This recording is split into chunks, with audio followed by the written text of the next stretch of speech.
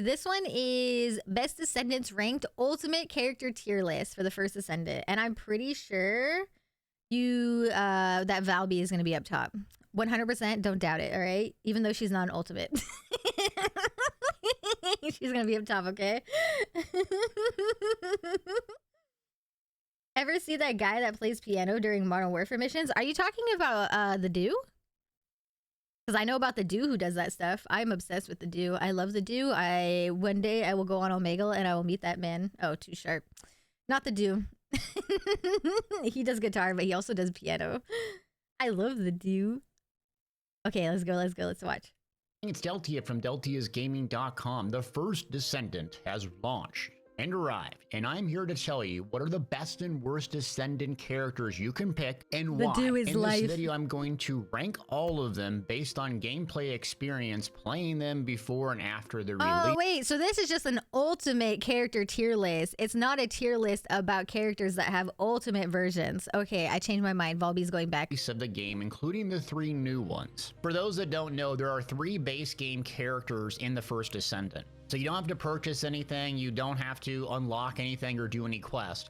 After that, you can get Bunny within about 2 hours of gameplay. And from there, you can get some of the other characters up to 14 total just by gameplay and getting crafting materials. Or you can buy them. So be aware or there you can is buy that. them. So here's my take on the best and worst in the first Descendant. Oh, and I'm what curious you who's can going to be expect the from worst. each and every character.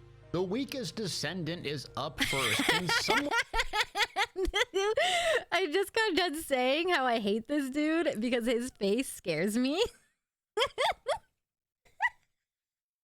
And Fresh is like, I want to play support. What about this dude? And I'm like, his face scares me. I don't like him. He's the weakest. Oh no, the loading. one had to rate last, and that's Yujin. The reason why he's ranked so low is he's a support character that actually doesn't really support himself. His primary ability is to heal another person, not you. So you end up wandering around chasing someone from behind while they're having fun dealing damage, shooting this green laser beam at them, hoping to heal. Wait, so you're just Mercy? That's it? You're just Mercy? That's 100% Mercy. His expression is that he's like annoyed at you. He has the worst expression on his face all the time. Them. Meanwhile, you are left with almost 0 damage in your kit and good utility when a lot of healing is Why is the quality like I'm like on max quality for this video and it looks like dog shit? needed. But what ends up happening is you're the only one that needs God healing tier, and have thank you for very the few follow. mechanics to do this yourself. Therefore, I rank him D tier. I would only recommend playing this character if you have a buddy using Bunny or some other high DPS character and you want to follow them around, shooting a green laser beam at them, healing them. Otherwise, this Basically, was only atrocious if to you play like Mercy. and the least fun by far of all the characters in the first Descendant. Moving on to one that I was kind of shocked at Blair. how bad he was, and that's Blair. Ranked C tier. So Blair is a fire damage over time character that maximizes critical hit through his passives. The biggest issue with Blair is his main AoE ability to build up stoves and stacks of fire damage is around him in a 360 area. It doesn't shoot out a projectile like some of the other characters. So you have to kind of charge in, use this ability, and then kind of charge out. You have no mobility, no defensives, so it's very hard to survive on him when I you hate have to be characters close with and no personal. mobility. He also has this channel flamethrower coming out of his hand. It is awesome, and the animations look cool, and it is fun when you're not getting focused. But lock yourself into a 4-second channel, especially playing solo when everything's beating on you, and it's very, very hard to do. Moreover, boss fights are a challenge because you have to get in melee range to build up these stacks, and it's just not possible at all times. His ultimate is God tier and really fun to witness. So he's a fun visual fire damage dealer, and one Transcendent mod actually makes his first ability shoot out at range instead of melee, and that could change the ranking on this list, but with just one mod couldn't move him up any further. Next up is Sharon, and we rank her C tier. So Sharon is your rogue assassin, so it's perfect for glass cannon type So players. many people She's wanted kinda to play her fast too. inherently, and she has camouflage, so you can go stealth, and then your passive gives you a damage boost out of stealth. So what you end up doing is going in stealth, unloading with either a skill or a shotgun, and then getting a damage boost and following up with another another combo afterwards, and that's really fun and satisfying. Look at all those bubbles on the ground, all that water. Is like a knife attack in front of you. So it is fun to cloak, close the distance, use that knife attack and just nuke enemies, but also you have to play at melee range. And this is hard to survive when you're doing boss battles that incentivizes you to kind of that is a minigun, and do damage like some of the other characters on this list. Sharon also has exceptional stuns, so she has great crowd control and she can debuff as well, making her a solid character, but she's a glass cannon. Lower survivability, high burst damage, playing in melee range, and her ultimate knife throwing is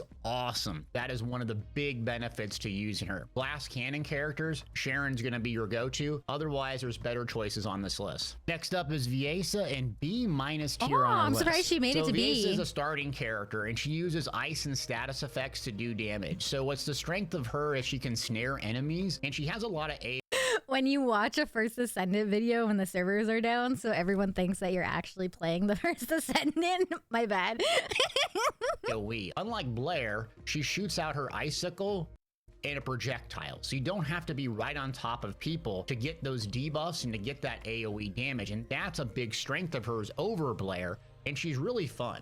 Her ultimate is really nice as well. You can place it at range and it does really good damage and big, massive AoE crowd control. But the downside to her is she has less survivability and weaker damage compared to other companions on this list. And she's really debuff focused, so you have to master the mechanic of ice shackles and constantly paying attention to your... We're on B right now, and they haven't gone over Gley. So Gley is at least B tier. UI and debuffs and timing your abilities once you have the maximum stacks. But a strong character, fun as a starting character, and ice theme for people that like that. Next up on the list is Ajax. He's B- tier, and another starting character. He's kind of your typical tank class character, and Ajax and Valby has a build where mobs and ads die before they even spawn. I want that build. I want to know what that build is. I want to do that with Valby. I want to do all the laundry and murder before they even spawn. Kyle are tanks, and they both kind of have similar attributes to a Destiny 2 Titan. What Ajax can do is lay this barrier in front of you, and eventually it can like reflect damage back at enemies, which is kind of fun.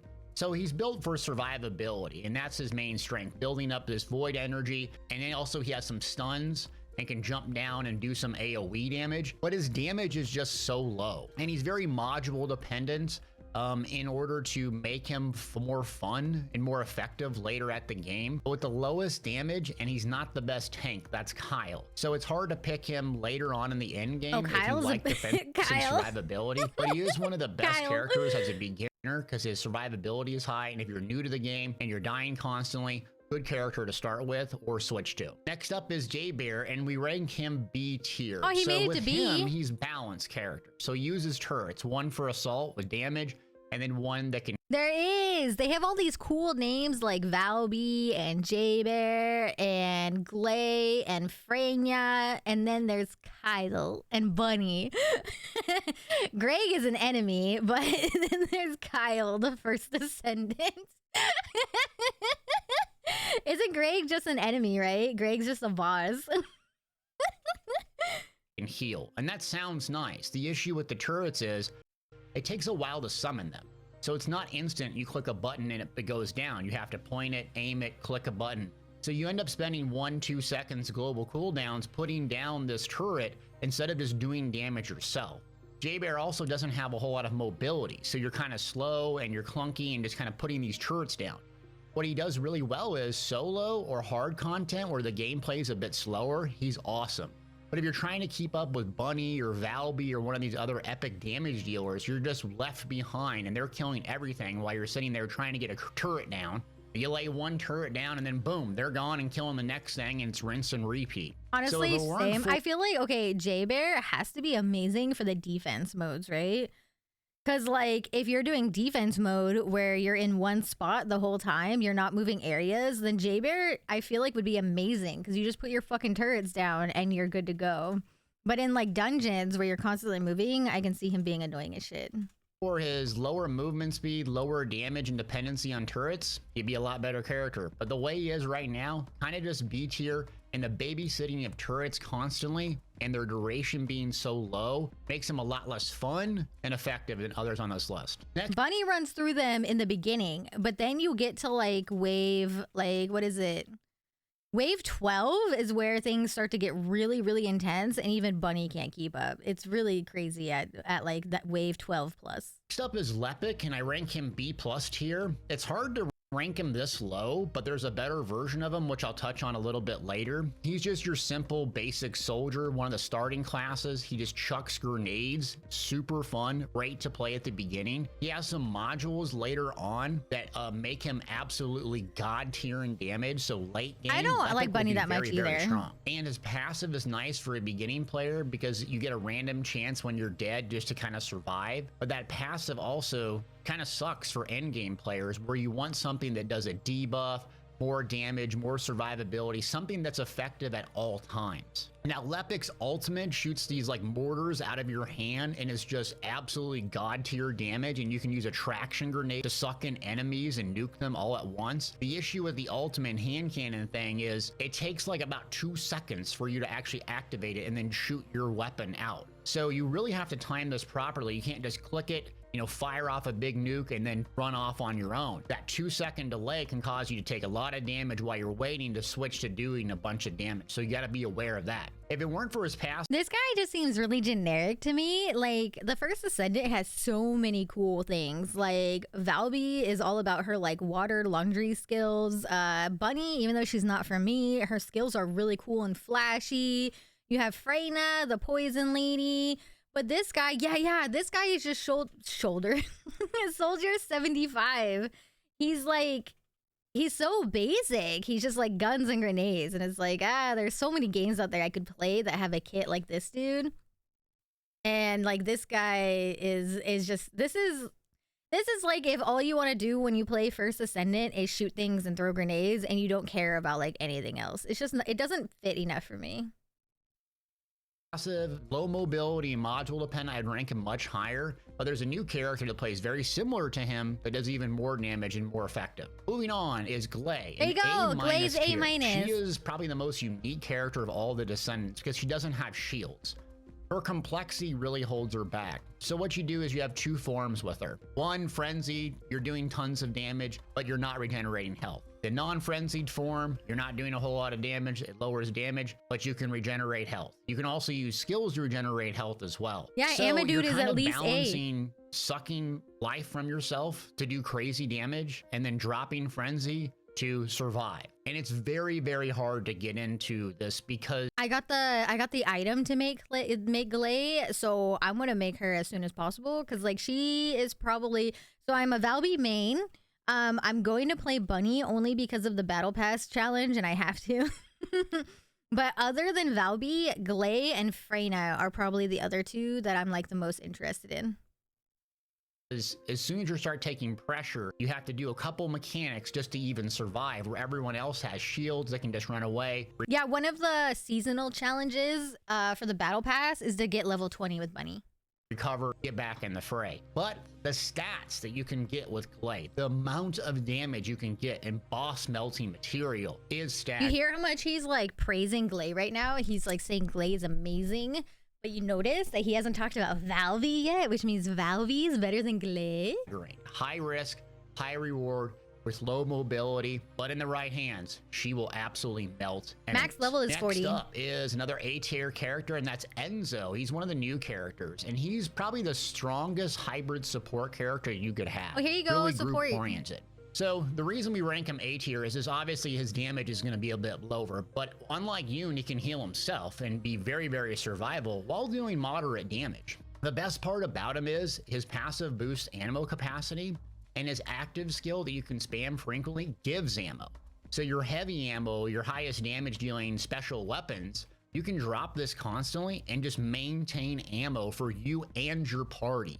So it's fantastic. There are miniguns. I played with a minigun on Valby for a while there. The miniguns are super fun. Fantastic solo if you have a really good god tier heavy weapon and they require special ammo. You can maintain ammo all the time, so it really buffs everyone's overall damage significantly, while he has these explosive drones, and his ultimate is very, very good as well.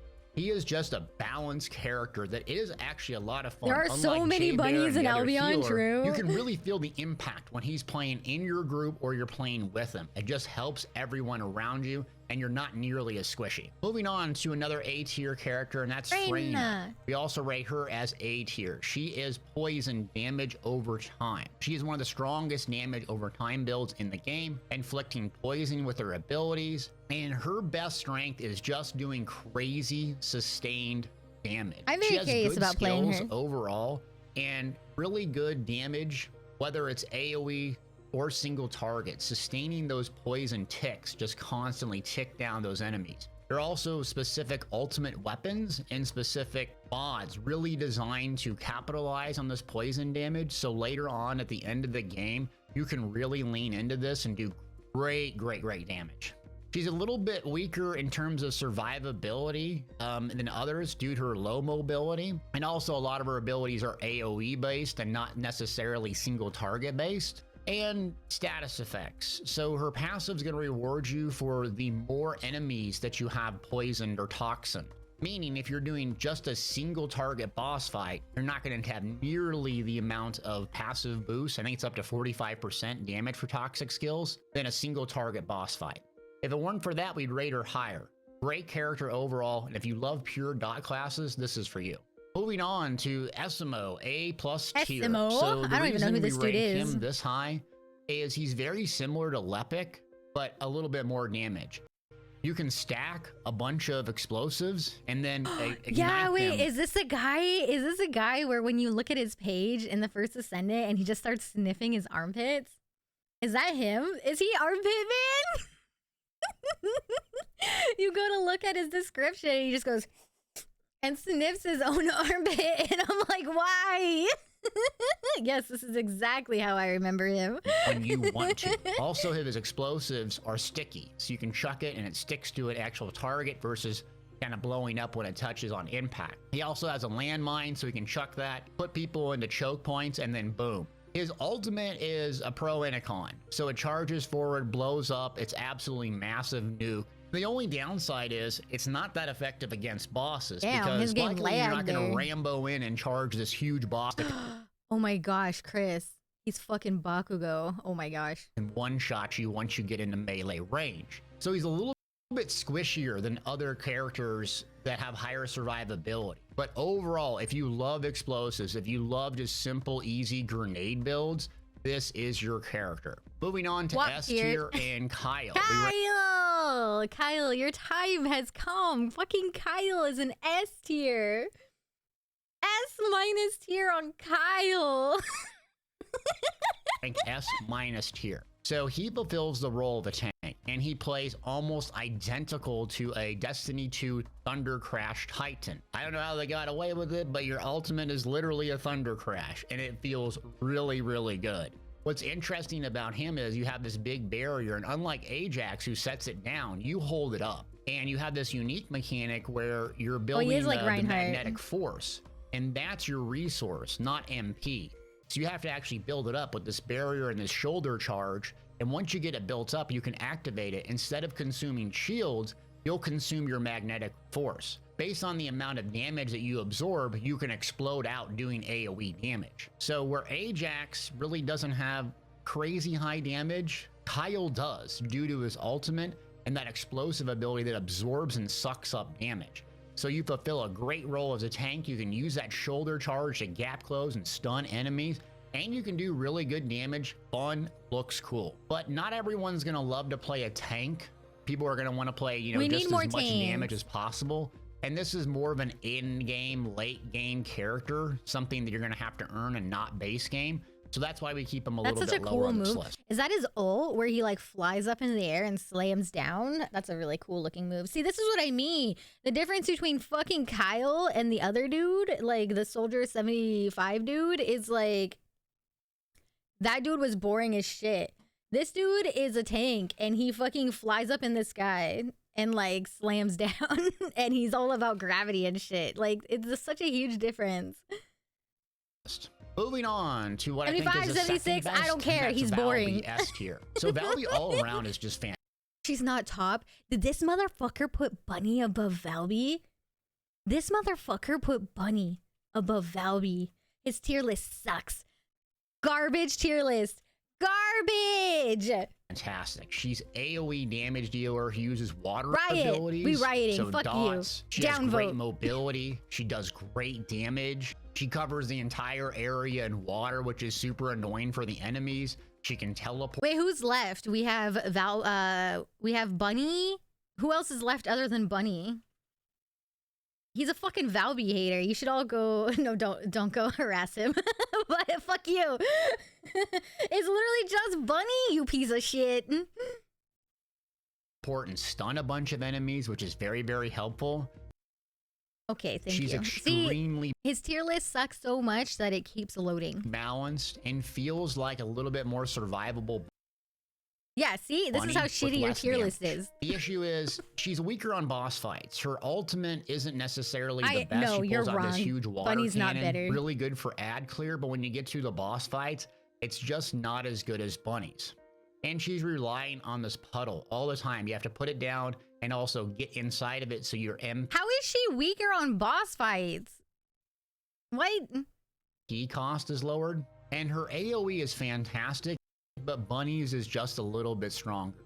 In summary, she's essentially a really good damage dealer, strong all around, but not as much damage and speed Carl, as I'll Bunny. That's un-VIP what holds you. her back from being the best in the game. Well, speaking of the best in the game, it's Bunny, S+ tier. Now, the you. developers changed this since beta. You can get Bunny, and I got her about 2-3 Do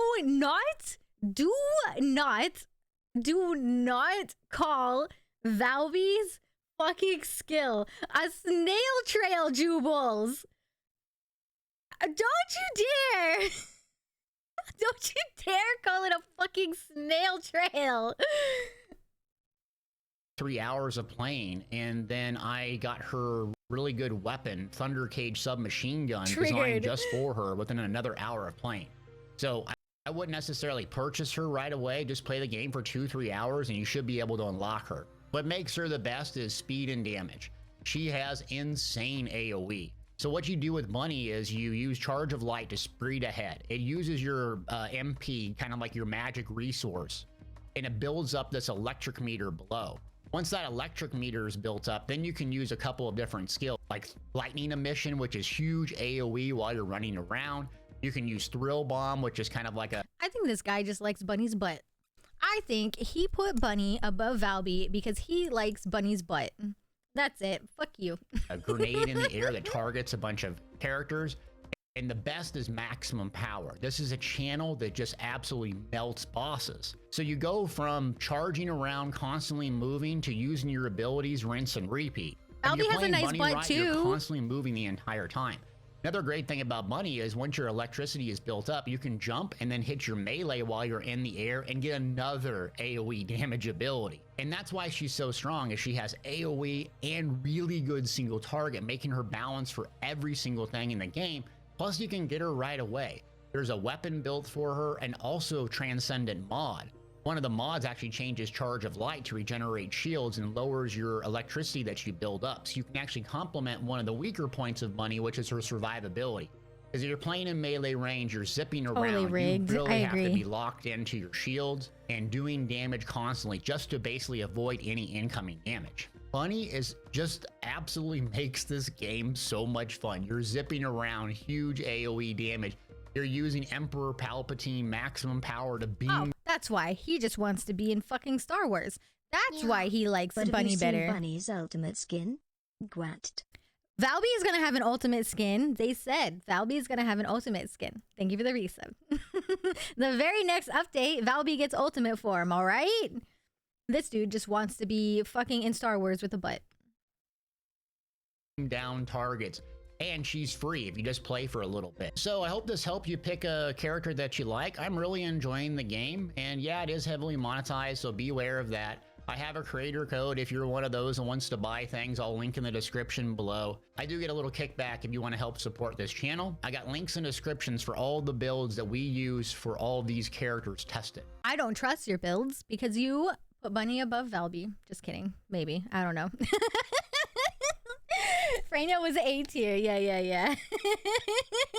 Not a snail trail. My goodness. I will tell him. okay, you know what? It's fine. Sure. I do like snails more than bunny. Snails are fucking adorable. Snails are great. I love snails. I think they're really cute. They have cute little antennas on their heads and they're adorable.